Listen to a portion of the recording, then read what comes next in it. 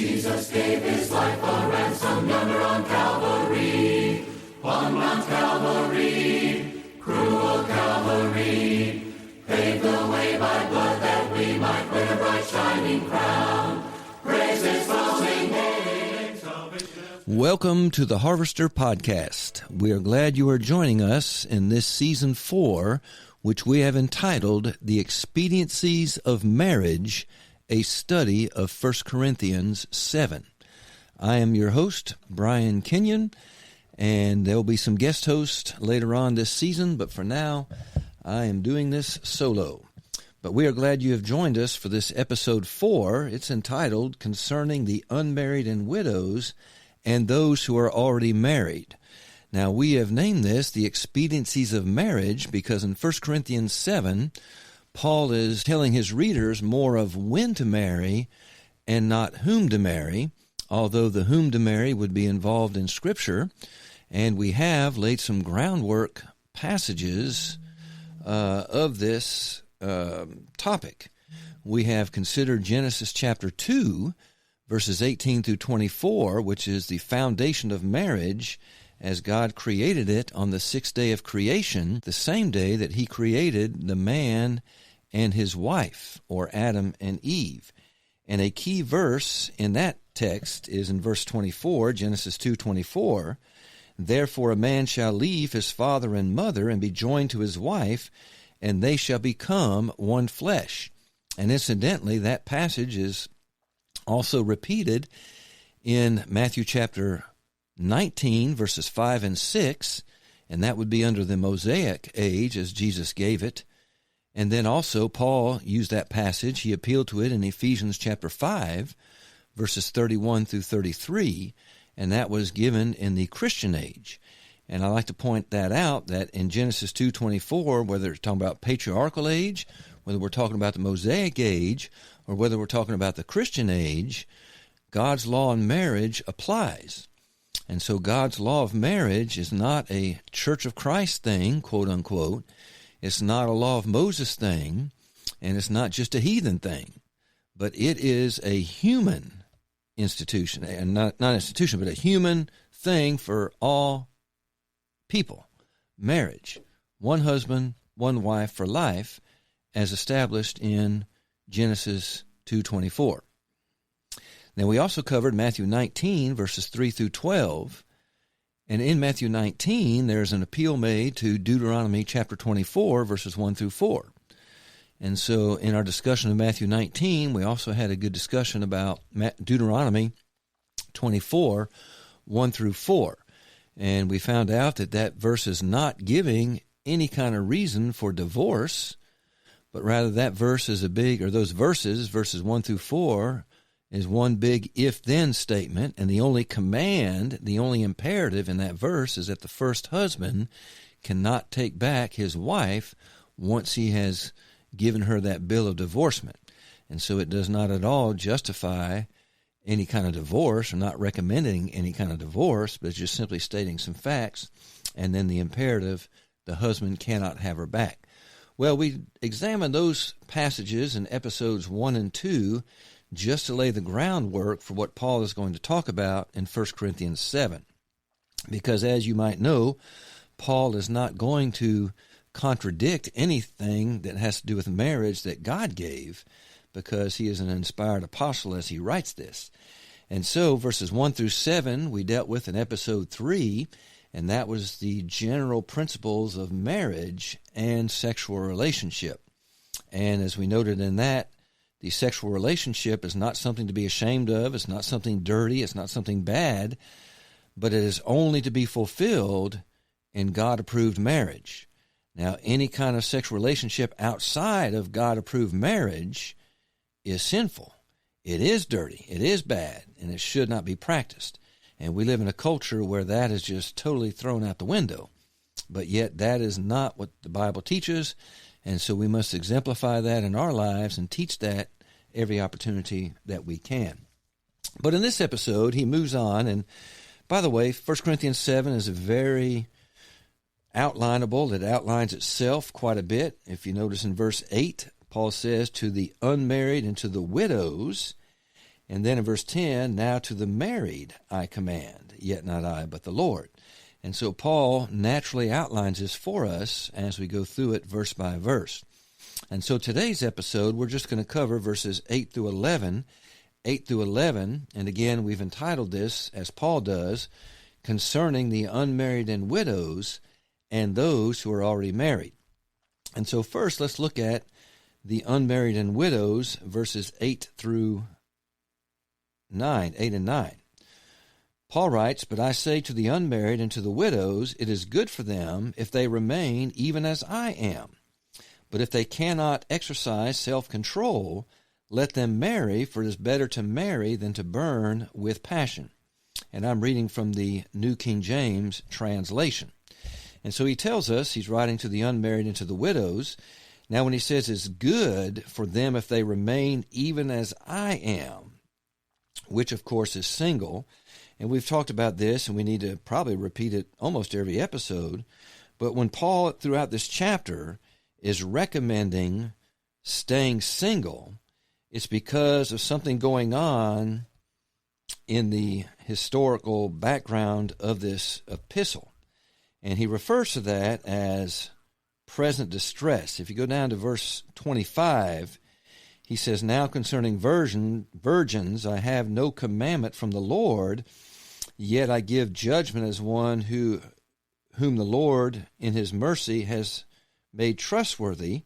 He says, I suppose, therefore, that this is good because of the present distress, that it is good for a man to remain as he is. Now, as he is concerning a virgin, verse 25, that is, one who has never been married. But this present distress is why he says it's good to remain in that state, to remain unmarried, because of the present distress. Now, we don't know exactly what that present distress is, but if you go down to verse 28, he says, but even if you do marry, you have not sinned, and if a virgin marries, she has not sinned. Nevertheless, such will have trouble in the flesh, but I would spare you. And so that present distress, he calls trouble in the flesh here. And Paul is writing, he's saying that I'm recommending you remain single to spare you that trouble in the flesh.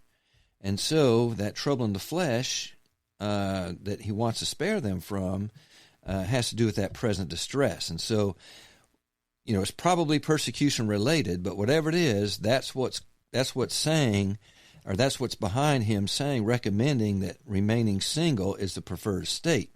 Now, just as we read in those verses, and as we'll continue to read, and as we read in verse 9, it's better to marry. If they marry, they have not sinned.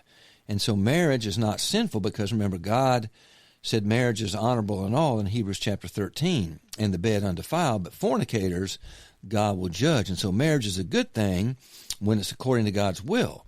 And so it's a doctrine of demon, 1 Timothy 4, 1 and following, to forbid people from being married, as some religions do. But Paul says that's a doctrine of demons, and he doesn't agree with that, okay? So his recommendations for remaining single, as he says to the unmarried and widows, is because of that present distress. However, he does say in verse 9, if they cannot exercise self-control, then let them marry. And so if they cannot exercise self-control, now he talked about this up in verse 5, where he talked about do not deprive one another of this sexual relationship, except it be with consent for a time, that you may give yourselves to fasting and prayers and come together again, so that Satan does not tempt you because of your lack of self-control. So one way to lose self-control is to be tempted day after day, being separated from your spouse. And so the longer spouses are separated, the greater that temptation can be, so that if they lose their self-control, then they will sin. And so we don't want to lose that self-control. We don't want to be in situations where we'll do that. So in verse 8 he says, it's better to marry than to burn with passion. All right, so if they cannot contain or exercise self-control, then let them marry. And again, it's this verse, like verses 1 and 2 earlier, does give marriage and, the sexual relationship as a reason to be married. But as I said in last episode, if that's the only reason that a person wants to get married, just to have, quote, legal sex, unquote, that marriage is not going to last, and that marriage is not built upon what God wants it to be built upon. But companionship, sex relationship, and procreation, these are all reasons to marry. But again, it's better to marry than to burn with passion. So if you're single and you cannot exercise self-control, then start finding a wife, or start finding a husband, start finding a spouse, because it's better to marry than to burn with passion. All right, now burning with passion, again, this is the New King James translation, and you see from that translation that the with passion is italicized, which is an indication that the translators added that to give it more of a sense of what they think it means. Other translations just have is better to marry than to burn, and they leave us to decide what burning is referring to. Well, one option for burning, and that's the option that the New King James translators goes with by adding with passion, and that is to burn with passion, referring to being consumed with sexual desire, which may lead to sin. And that's exactly what Jesus is addressing in Matthew 5:28, where he says, "Whosoever looks on a woman to lust after her has committed adultery with her already in his heart." And committing adultery in the heart, of course, is not the same as fornication, but it's definitely a step that leads there. In fact, a major step that leads there. And in Matthew chapter 5, beginning in verse 21, going all the way to the end of that chapter, Jesus is addressing things that their tradition taught, rabbinic tradition over centuries taught, that God through Moses never did. When Jesus says, "You have heard it said before, but I say unto you," and he does that 5 or 6 times throughout that chapter, what they have heard from those of old time is tradition, centuries of tradition, that basically said, as long as I don't pull the trigger, I can be angry at my brother. Or basically said, as long as I do not have sex with someone else, I can lust after her all I want in my heart. Well, Jesus puts an end to that, says no, and he goes to the heart of the matter. If we're never angry at our brother without a cause, we will never, ever commit murder. It would be impossible. And just like with fornication, if we never look on a woman to lust after her, we will never commit adultery with her. Period. Because fornication and adultery is because of lust, James chapter 1, 12 through 14, and desire in our hearts. But if we nip it at the bud there, it'll never, ever happen. And so, it's better to marry than to burn. So that burning could refer to being consumed with sexual desire, which will lead to sin. And that seems to be also what Timothy is talking about in 1 Timothy chapter 5, verses 11 through 15, where he talks about younger women and so forth. And so that's one option. That burn here is referring to being consumed with sexual desire that will lead to sin. And the other option would be the burning here would have to do with burning in Gehenna, burning in hellfire. And, of course, up in 1 Corinthians chapter 6, verses 9 through 10, where he listed all those sins, adultery and fornication are part of those sins that if we are living in, if we have not repented of, that we cannot inherit the kingdom of heaven. And, of course, in that same chapter, 1 Corinthians 6:11, he says, "But such were some of you, but you were justified, you were sanctified, you were washed and justified," and so forth. And so those things were forgiven of those people, but those things can keep us out of heaven. And if we commit those things, we will be lost, and after judgment, we will burn in Gehenna. And so either case, however we take that word burn to mean either burning with passion or burning in hellfire, in either case, it's clearly something we do not want. And so marriage is better. It's better to marry than to burn. And so here's our first explicit illustration where Paul, though he recommends staying single, there's still some situations where it's better to marry.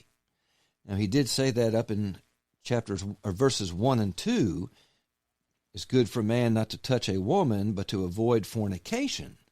Let every man have his own wife, and let every woman have her own husband.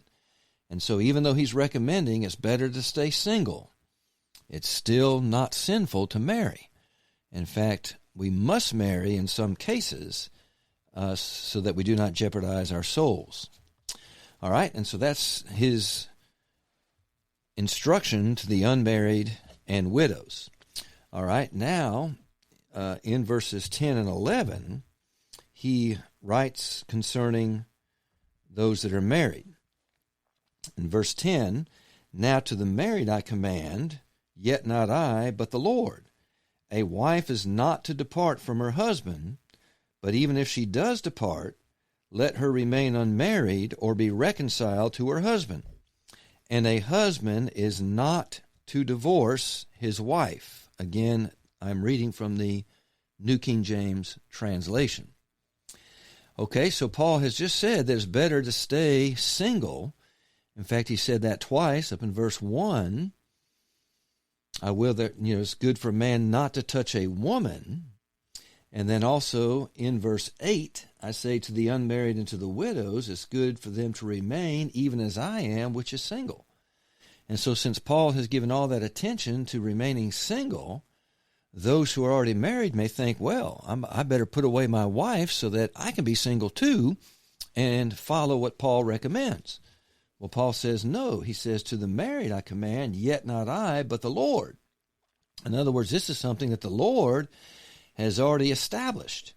And this is, again, the reason why we cover those passages that we did in the first couple of episodes, namely Genesis 2:24 and Matthew 19:5 and 6, because, God ordained marriage in Genesis chapter 2 on the sixth day of creation, and then Jesus reiterates that. He goes back, he alludes to those verses in Matthew 19:5 and 6, saying that they are still binding, even though he does in that context in Matthew 19:9 says, because of the hardness of your heart, God allowed you to put away your wives, but from the beginning it was not so.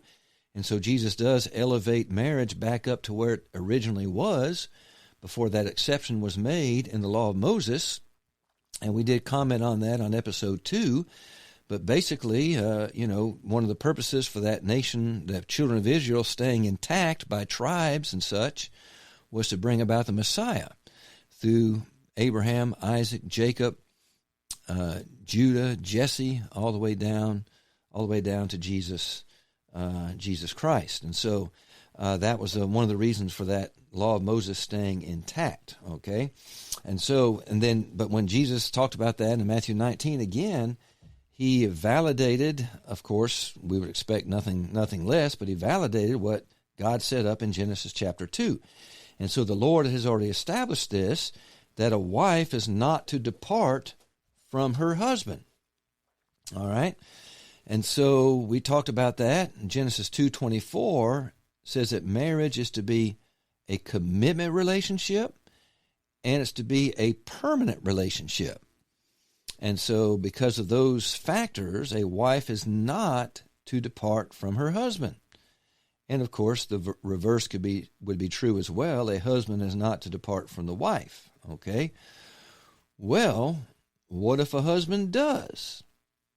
But even if what if a spouse does, I should say, but even if she does depart, then there are only two options. Number one, let her remain unmarried, or number two, let her be reconciled to her husband. And a husband is not to divorce or put away his wife simply because she departs. And again, that's not a scriptural reason to put away a spouse because she departs. Now, we're going to talk about this further, and even in the next episode, we'll talk about that as it refers to verse 15, not under bondage. But notice, even if she does depart, there's only the two options. Number one, remain unmarried. All right, now some have taken this, remain unmarried, to she gets a divorce. They equate with this divorce, because if she's unmarried, she's divorced. Well, this, I think, is a good illustration of an elliptical statement, if you will. Let her remain as if she were unmarried. Let her remain as if she were unmarried. Because the last part of the verse, a husband is not to divorce his wife. If remaining unmarried up there meant they were already divorced, then the latter part of the verse would be ridiculous to say. But it does say it. A husband is not to divorce his wife. And I've known some people who have had a messed up view on marriage, divorce, and remarriage, not necessarily in a bad way. They don't loosen what God has said, like most faulty views of Matthew 19:9 does, or 1 Corinthians 7 does, but they restrict it by saying, let her remain divorced. And that's not what it's saying, let her remain divorced. Because they say once a person is divorced, then there's, no matter what the reason, no matter what the background, if a person is divorced under no circumstances, that is, legally divorced under no circumstances, is there to be a remarriage. Well, that's not necessarily true. Again, Matthew 19:9, except to be for fornication. But if we say the unmarried here in 1 Corinthians 7:11, 1 Corinthians 7:11, if we say the unmarried in 1 Corinthians 7:11 is a divorced, well, then that changes the passage, because again, the latter part, and a husband is not to divorce his wife. He could not divorce her if she was already divorced, as per the unmarried. But again, let her remain unmarried is the idea, let her remain as if she were unmarried. That is, no sexual relations with anybody else, as if she were a virgin. Or, option number 2, be reconciled to her husband. And so reconciliation is really a good idea, to maintain the marriage. Be reconciled to her husband. And reconciliation, again, whatever reason she departed, that's been resolved, and she is going to stay and be restored, or live as if she were, again, his wife. And so reconciliation is very important in a marriage. And we even mentioned this when we talked about Matthew 19, that even though God does allow the innocent of fornication spouse in a scriptural divorce to remarry, to put away the wife and remarry, doesn't mean that they always have to. And that, I think it's always better if they can be reconciled. But yet God made us, He knows us, and He knows sometimes it's better for them to just divorce, and then only the innocent of fornication spouse can remarry, for whatever reason. In fact, there was a preacher who was shot in the back by his wife several years ago, and he ended up dying. He was murdered, basically. But the state attorneys basically got her off the hook. But that's another story. But anyway, it was said in the trials and stuff. I didn't watch any of it, but it was on court TV. And I knew a person who is, I would say addicted to TV, but anyway, watched all those proceedings and informed me that, she had said she had tried to get a divorce from him, but he would not allow it. Now, whether that's true or not, I don't know. But the point I'm making here is that even if, let's just say, for example, it was true, if somebody wants to get out of a marriage, we cannot force people to stay married. We cannot chain them to the bedpost and say, you're going to be my wife. And so even if that were true, that he wouldn't allow her to have a divorce, that still doesn't justify, in any case, being murdered. In fact, that may have been her interpretation. He might have said, let's work things out, be reconciled, I don't know. But to try to force people to stay married would cause some pretty bad situations, as it could and have in that situation. And so inspiration says if she does depart, basically let her depart, but there's only 2 options. Either remain unmarried or be reconciled. And it's always good to be reconciled. But then the latter part of the verse, and a husband is not to divorce his wife. And so again, just the mere departure of a spouse does not give the other spouse a right to divorce and remarry. And so a husband is not to divorce his wife. Again, they are still married in the eyes of God. And we used to see this illustration a lot. I've used it when I taught on marriage, divorce, and remarriage, but I tell you, it's been a while since I preached a whole lesson on this, although we do talk about it in Bible studies and such.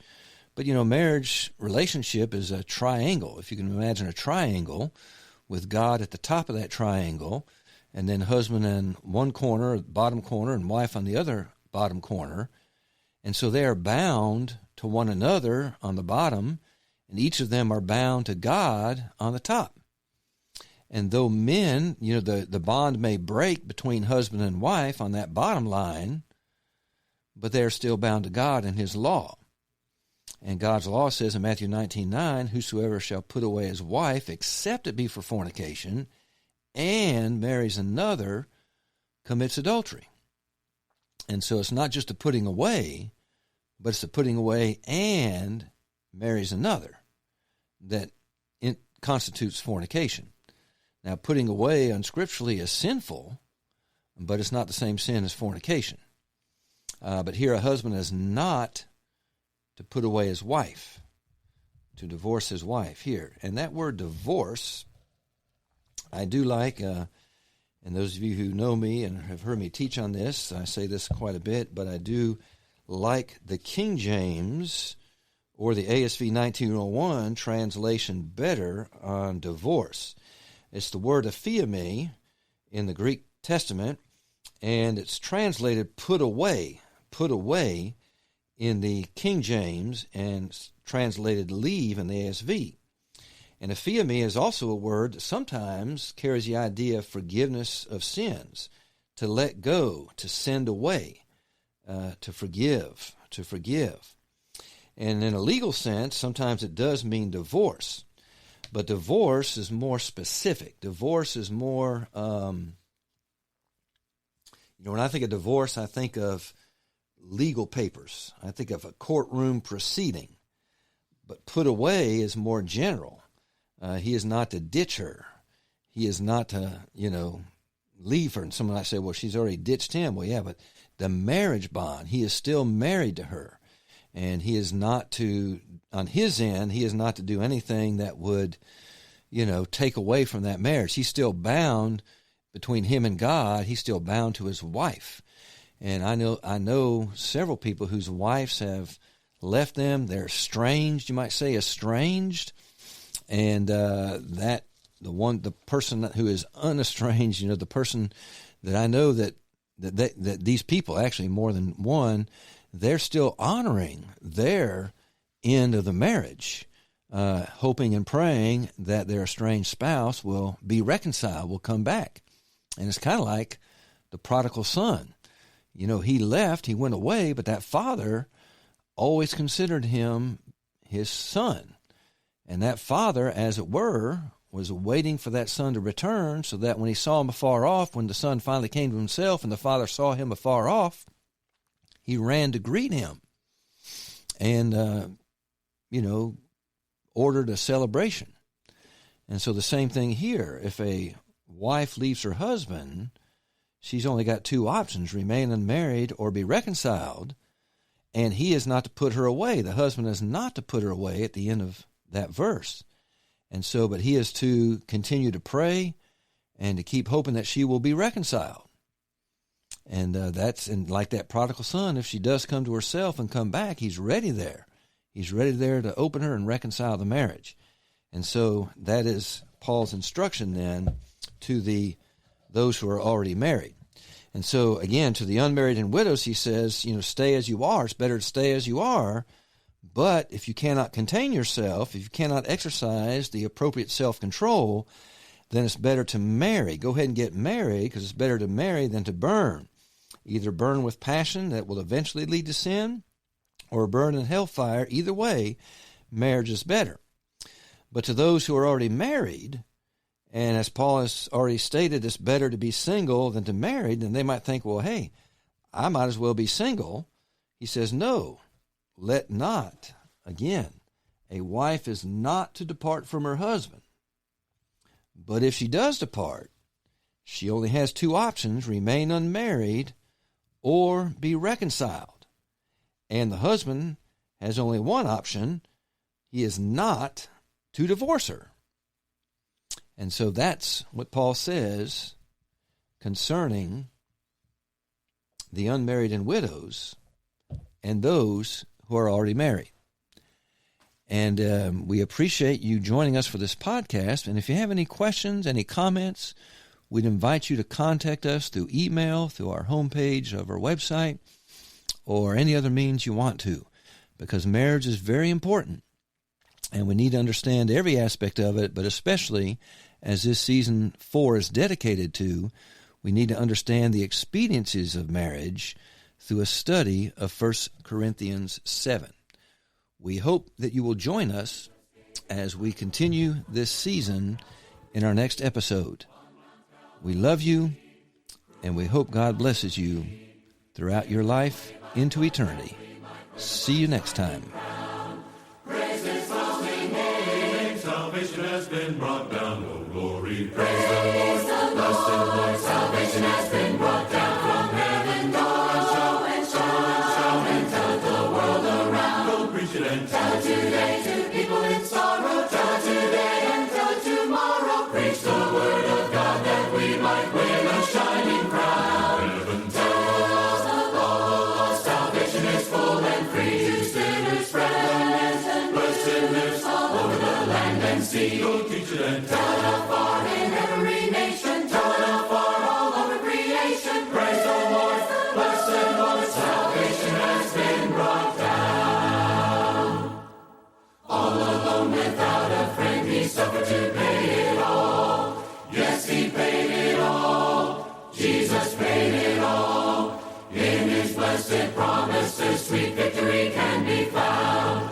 Praise his holy name. Salvation has been brought down, oh glory. Praise the Lord, blessed Lord, salvation has been brought down from heaven. Go and shout and shout and shout and tell the world around. Go preach it and tell it today to people in sorrow. Tell it today and tell it tomorrow. Preach the word of God that we might win a shining crown. Heaven tell the lost, salvation is full and free. To sinners spread the news and blessed news all over the land and sea. Go teach it and tell it afar in every nation. Tell it afar all over creation. Praise the Lord, blessed Lord, salvation has been brought